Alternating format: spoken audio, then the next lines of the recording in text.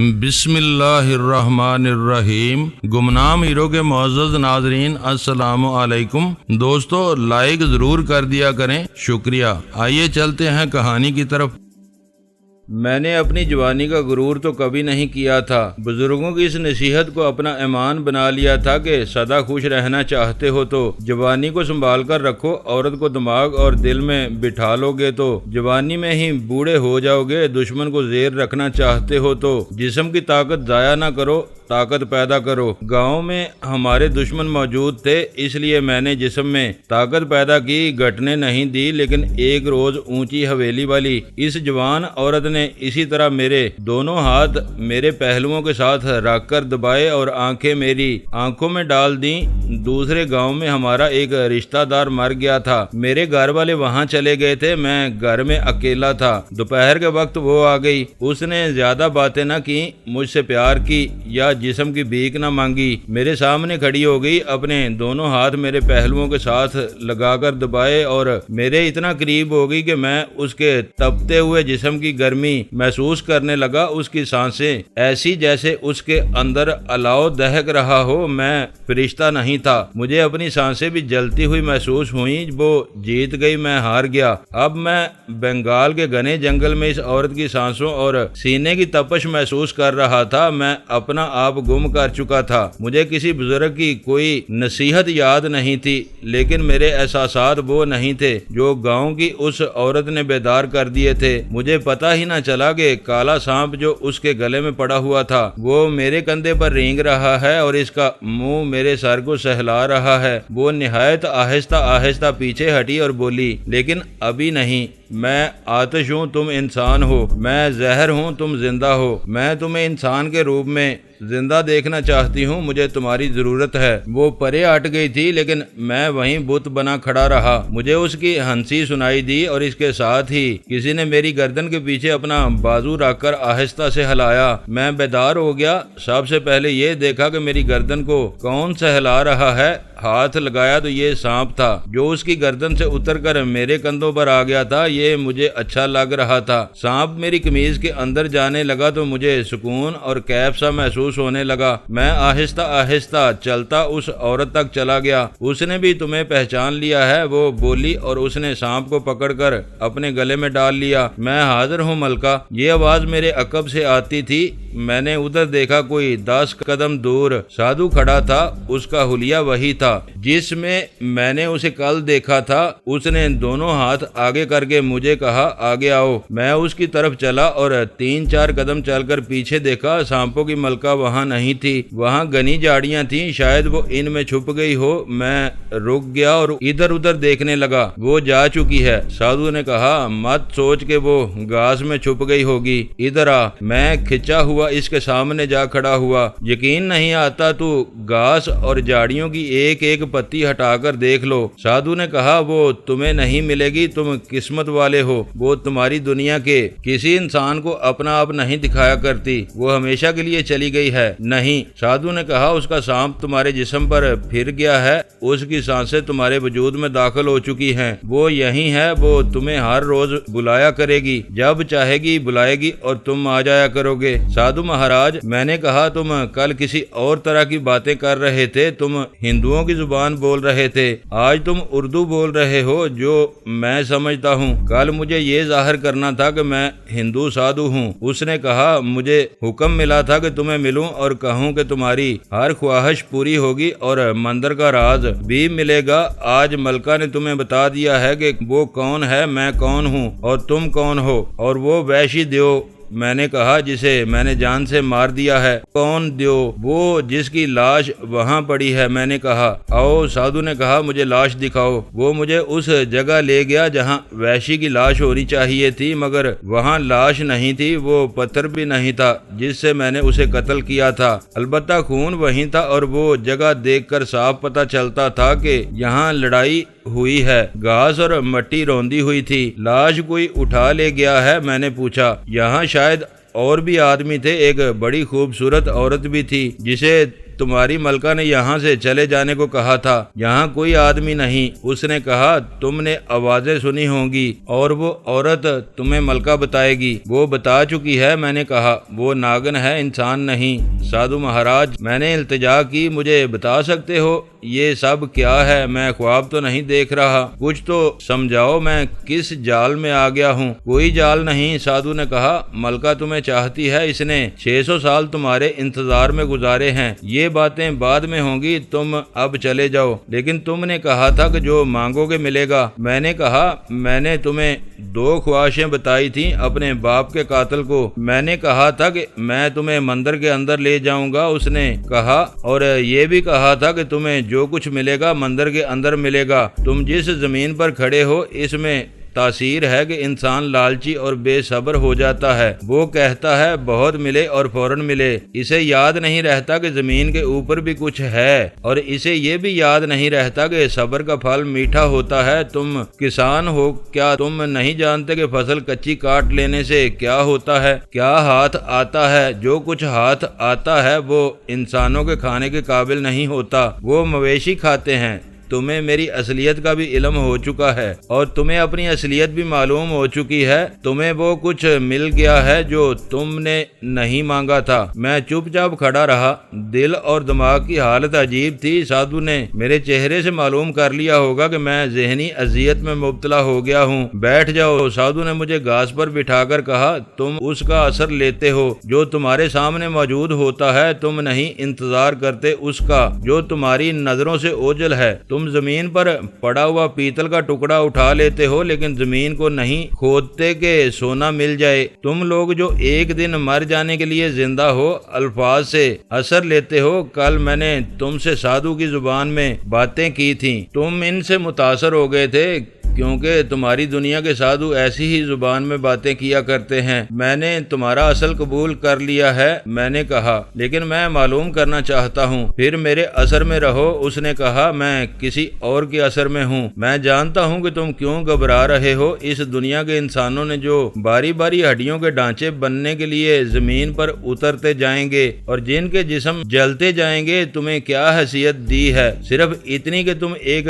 کسان کے گھر ایک گمنام سے گاؤں میں پیدا ہوئے، باپ کو قتل کر دیا گیا، قاتل جیتا جاگتا تمہارے لیے اشتعال اور تانا بن کر تمہارے سامنے گھوم پھر رہا ہے، اور تم اپنے باپ کے خون کا بدلہ بھی نہیں لے سکتے۔ تم اپنے دیش سے اتنی دور آ گئے ہو جہاں انگریز کی ریل گاڑی پہنچنے میں 4 دن گزر جاتے ہیں۔ اتنی دور دیش کیوں آئے ہو کہ کچھ رقم ہاتھ آ جائے، بس یہ ہے تمہاری حیثیت، لیکن تمہارا مقدر کچھ اور ہے۔ تمہیں سانپوں کی ملکہ نے یہاں بلایا ہے، وہ تمہیں بتا چکی ہے۔ تم نے کہا ہے کہ میں چلا جاؤں۔ میں نے پوچھا، پھر میں کب آؤں؟ تمہیں بلانے کوئی نہیں جائے گا۔ اس نے جواب دیا، تمہاری دنیا کا ہی کوئی آدمی تمہیں کہہ دے گا کہ تم وہاں جاؤ، یا تمہیں کوئی نہ کوئی اشارہ مل جائے گا۔ یہ خیال رکھنا کہ کسی کے ساتھ ذکر نہ کرنا کہ تم نے یہاں کیا دیکھا ہے اور تم پر کیا بیتی ہے۔ تم نے ذکر کیا تو تم تصور میں نہیں لا سکتے کہ تمہارا انجام کیا ہوگا۔ اگر ہم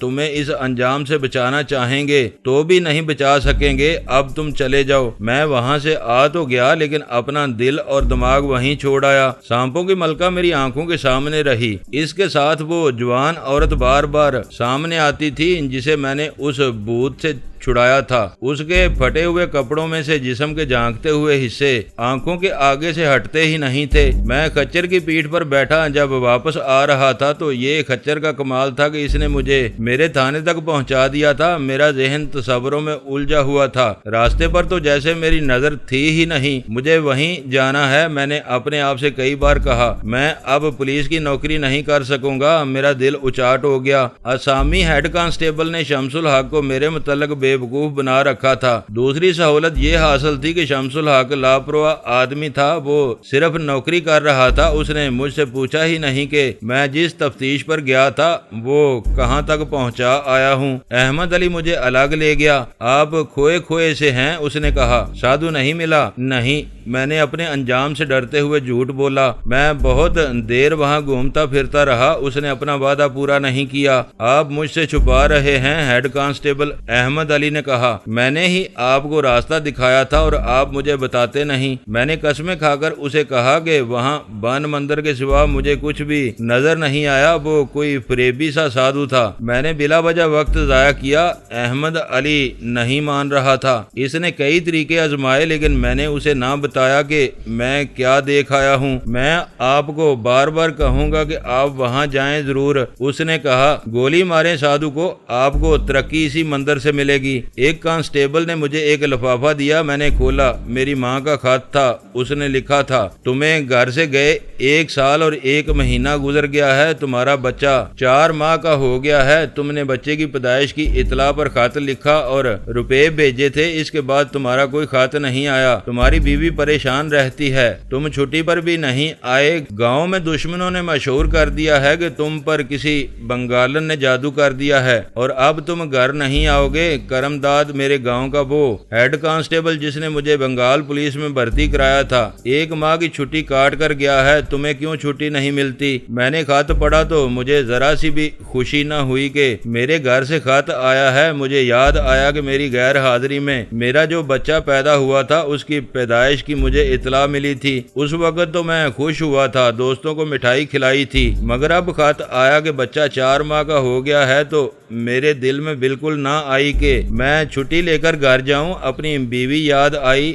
میں جب نوکری کے لیے گھر سے چلا تو میں نے بیوی سے کہا تھا کہ میں بہت جلدی چھٹی آؤں گا اور میں نے اس کے بغیر رہ نہیں سکوں گا۔ میں بہت ہی جذباتی ہو گیا تھا، اس وقت میرے پاس جذبات کے اظہار کے لیے لفظ نہیں تھے۔ میں نے عملی طور پر اظہار کیا تھا اور اس میں بناوٹ یا دنیا داری نہیں تھی۔ میرے دل میں اپنی بیوی کی اور صرف اپنی بیوی کی محبت تھی اور میں سمجھتا تھا کہ میری بیوی سے زیادہ خوبصورت اور کوئی عورت نہیں ہو سکتی، مگر اب میرے ذہن نے بیوی کے تصور کو بھی قبول نہ کیا۔ مجھے اتنا ہی خیال آیا کہ میں گاؤں میں ایک بیوی چھوڑ آیا ہوں اور اس نے میرے ایک بچے کو جنم دیا ہے۔ میں یہ بھی جانتا تھا کہ سانپوں کی ملکہ میری بیوی نہیں بن سکتی، نہ اس عورت کو میں اپنی بیوی بنا سکتا تھا جسے میں نے دیو سے چھڑایا تھا۔ پھر بھی اپنی بیوی کے تصور کو میرے ذہن نے اگل دیا۔ شاید اپنے آپ کو بڑی اونچی شخصیت سمجھنے لگا تھا جس کا تعلق روحوں کی دنیا سے پیدا ہو گیا تھا۔ میں نے ماں کا خط پھاڑ کر پھینک دیا۔ اس رات میں خواب میں بن مندر کے جنگل میں جا پہنچا اور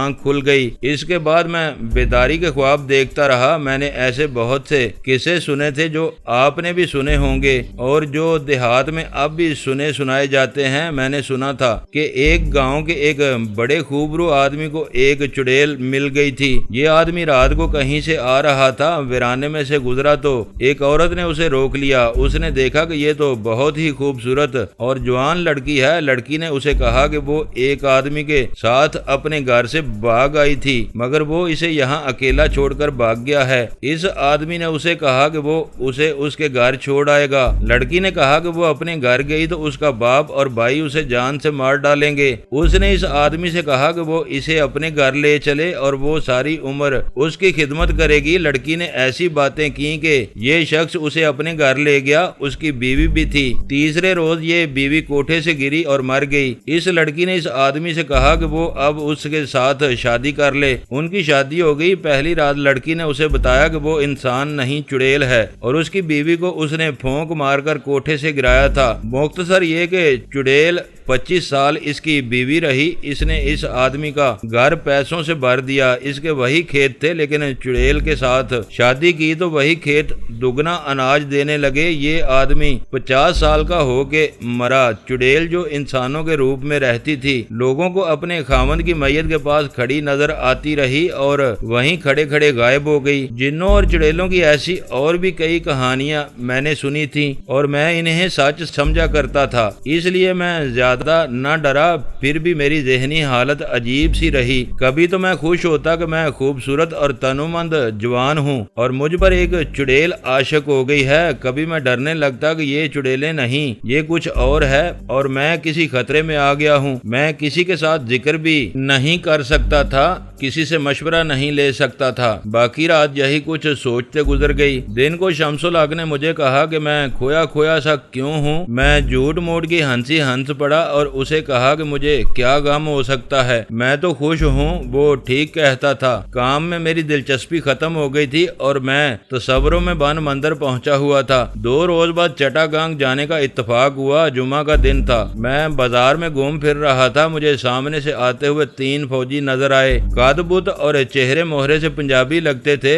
انہوں نے مجھے دیکھا تو مسکرائے۔ بنگالیوں میں پنجابی الگ تھلگ لگتے تھے۔ فوج اور پولیس کے پنجابی جوان تو خاص طور دیکھنے کے قابل ہوتے تھے۔ پردیس میں اپنے دیش کا دشمن بھی اچھا لگتا ہے۔ میں ان تینوں کو دیکھ کر مسکرایا۔ وہ میرے قریب آ کر رک گئے۔ ہم نے ہاتھ ملائے۔ وہ پنجاب ریجمنٹ کے جوان تھے، ایک میرے ضلع کا اور دوسرے 2 گجرات کے ضلع کے تھے۔ ہم متعارف ہوئے۔ وہ مجھے اپنی بارکوں میں لے گئے، خوب گپ شپ ہوتی رہی۔ یہ ریجمنٹ چند دن پہلے ہندوستان سے چٹاگانگ میں آئی تھی۔ ہر ریجمنٹ میں مسلمانوں کا مولوی، ہندوؤں کا پنڈت اور سکھوں کا گرنتھی ہوا کرتا تھا۔ وہ جمعہ کا دن تھا۔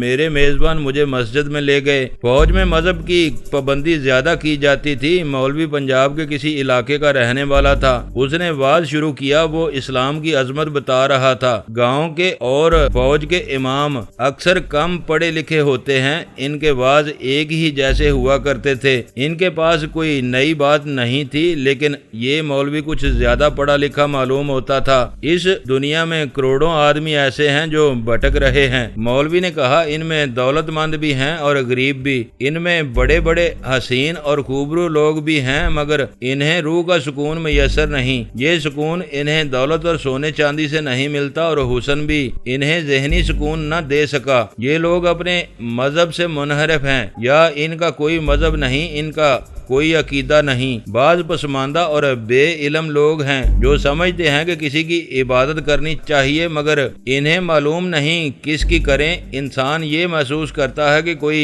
غیبی قوت ہے جو انسان کو پیدا کرتی اور مارتی ہے، مگر اکثر انسانوں کو یہ قوت نظر نہیں آتی۔ یہی وجہ ہے کہ کوئی پانی کی عبادت کرتا ہے، کوئی آگ کی، کوئی سانپ کو اپنا دیوتا مانتا ہے، کوئی بندر کی پوجا کرتا ہے۔ یہ لوگ مطمئن نہیں۔ لوگوں کی اس کم فہمی اور بے علمی سے بعض لوگ اسی طرح فائدہ اٹھا رہے ہیں کہ وہ طرح طرح کے عقیدے گھڑ کر اپنے مذہب اور فرقے بنا رہے ہیں۔ مجھے یہاں آ کر پتہ چلا ہے کہ یہاں کے کسی جنگل میں ایک نیا مذہب سر اٹھا رہا ہے، جس کے پیشوا اپنے آپ کو شیطان کے چیلے کہتے ہیں۔ ان کا عقیدہ یہ ہے کہ شیطان نے خدا کا یہ حکم نہیں مانا تھا کہ پہلے انسان کے آگے سجدہ کرے۔ شیطان نے کہا تھا کہ انسان دنیا میں جا کر فتنے پیدا کرے گا، جھوٹ بولے گا اور ہر گناہ کرے گا۔ یہ نیا فرقہ جو اپنے آپ کو شیطان کے چیلے کہلاتا ہے، یہ دلیل دیتا ہے کہ شیطان نے پہلے انسان کو دیکھ کر جو پیشن گوئی کی تھی وہ صحیح ثابت ہوئی ہے، اس لیے قابل عبادت شیطان ہے، جسے ابلیس کہتے ہیں۔ خدا نے اسے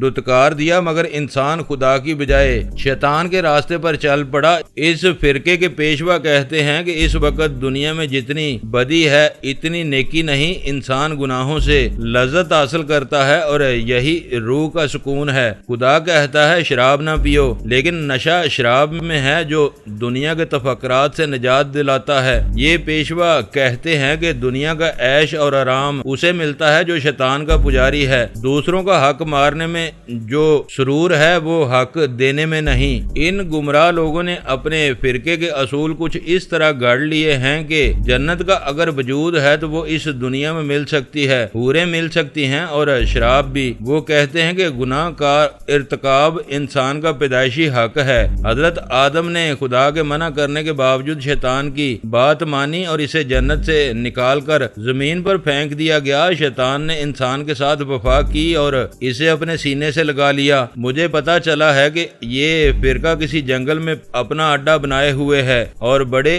عجیب اور دلکش طریقوں سے اپنے عقیدوں کی تبلیغ کر رہا ہے۔ معلوم ہوا ہے کہ اس فرقے کے پاس بڑی ہی خوبصورت عورتیں ہیں جو فریب کاری میں مہارت رکھتی ہیں۔ وہ مردوں کو پھانس لیتی ہیں، باقی کام پیشوا کرتے ہیں، وہ بھی فریب کاری میں مہارت رکھتے ہیں۔ مجھے بتایا گیا ہے کہ یہ دراصل ڈاکوؤں کا ایک گروہ ہے، لیکن ڈاکہ زنی کو وہ اپنا مذہبی فرض سمجھتا ہے۔ اس کے پیشوا کہتے ہیں کہ دنیا کو جنت بنانے کے لیے روپے پیسے کی ضرورت ہے اور یہ روپیہ لوٹا جا سکتا ہے یہ فرقہ سانپ کا پجاری ہے۔ اسلام کی موجودگی میں کوئی فرقہ وجود میں نہیں آنا چاہیے۔ ہر مسلمان کا فرض ہے کہ وہ اس فرقے کو پھیلنے نہ دے۔ یہ کام تبلیغ سے ہوتا ہے۔ اگر آپ کسی آدمی کو شیطان کے حق میں باتیں کرتے دیکھیں تو اسے سمجھائیں کہ اس کا عقیدہ صحیح نہیں۔ اگر وہ کسی صحیح عقیدے کی تلاش میں ہے تو اسے یہ صرف اسلام میں ملے گا۔ حکومت انگریزوں کی ہے لیکن انگریز کسی کے مذہب میں دخل نہیں دیتے۔ وہ تو چاہتے ہیں کہ ہندو، سکھ اور مسلمان آپس میں ٹکراتے رہیں اور ان میں زیادہ سے زیادہ فرقے بنے تاکہ یہ مذہب کمزور ہو کر ختم ہو جائیں۔ سب سے زیادہ حملہ اسلام پر ہو رہا ہے۔ میں کوشش کر رہا ہوں کہ نئے فرقے کا سراغ لگاؤں۔ آپ سب فوجی ہیں۔ فوجی سیدھے سادے ہوتے ہیں۔ اگر آپ کو کوئی حسین عورت یا چکنی چپڑی باتیں کرنے والا کوئی آدمی مل جائے تو اس کی باتوں میں نہ آئیں۔ یہ بدی میں کشش ہے، اس سے بچیں۔ اسلام کا تحفظ اور اس عظیم مذہب کی تبلیغ کریں۔ اس موضوع پر مولوی نے بڑا لمبا واز سنایا۔ مجھے خیال آیا کہ سانپوں کی ملکہ اور سادھو وغیرہ اسی فرقے کے لوگ تو نہیں۔ میں سوچ میں پڑ گیا لیکن میرے ذہن نے اس خیال کو اگل دیا۔ انگریزوں نے مجھے پولیس کا اسسٹنٹ سب انسپیکٹر بنایا تھا۔ آپ جانتے ہیں اسسٹنٹ سب انسپیکٹر افسر ہوتا ہے اور افسر کو ذمہ دار ہونا چاہیے، لیکن مجھ میں ذمہ داری کا احساس کم ہی تھا۔ اگر کچھ احساس تھا تو یہ کہ میں گٹھے ہوئے، طاقتور جسم اور دلکش چہرے، مہرے والا جوان آدمی ہوں اور میرا قد ایسا ہے کہ ہزاروں میں الگ تھلگ لگتا ہوں۔ میرے متعلق یہ احساس مجھے سب انسپیکٹر شمس الحق، ہیڈ کانسٹیبل احمد علی عبداللہ اور چند اور آدمیوں نے دلایا تھا۔ اب میں نے اپنے آپ کو یہ احساس دلا دیا کہ میں اتنا دلکش جوان ہوں کہ بھوت پریت، روحیں اور بدروحیں بھی مجھ پر فریفتہ ہو گئی ہیں۔ دوستو ویڈیو کو لائک ضرور کر دیا کریں۔ ISI پاک آرمی زندہ باد، پاکستان پائندہ باد۔ معزز ناظرین، اپنا خیال رکھیے گا اور اپنے اس چینل کا بھی شکریہ۔